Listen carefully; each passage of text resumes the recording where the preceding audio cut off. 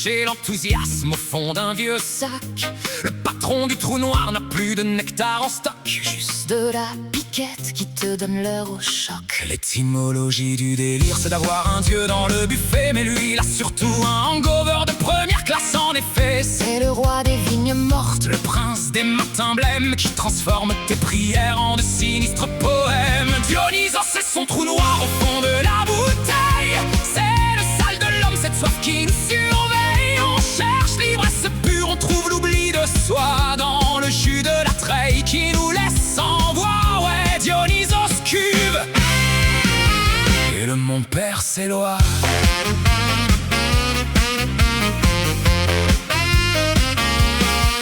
Audiard dirait qu'il a une descente qu'on n'aimerait pas remonter à vélo.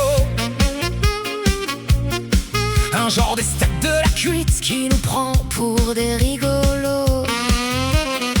T'as l'astrologie d'une grappe qui aurait trop pris le soleil, prête à fermenter dans ton crâne dès que tu te réveilles. Coluche aurait ri de cette panthère en peluche et de son lierre, en demandant si pour l'extase sans payer sa propre bière. C'est burlesque cette façon de nous faire danser sur les tables, alors qu'on n'est que des ombres, des ivrognes pitoyables.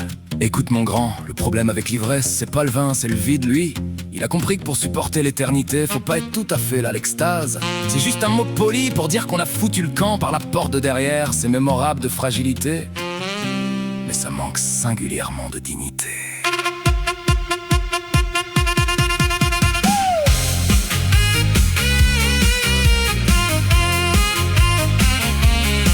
Mémorable voyage au pays des raisins de la colère, où l'on finit tous par mordre la poussière de nos propres guerres.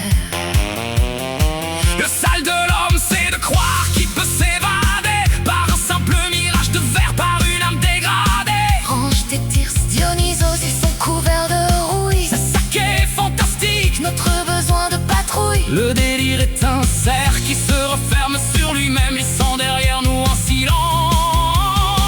C'est un dernier blasphème. Dionysos, c'est son trou noir au fond de la bouteille. C'est le sale de l'homme, cette soif qui nous surveille.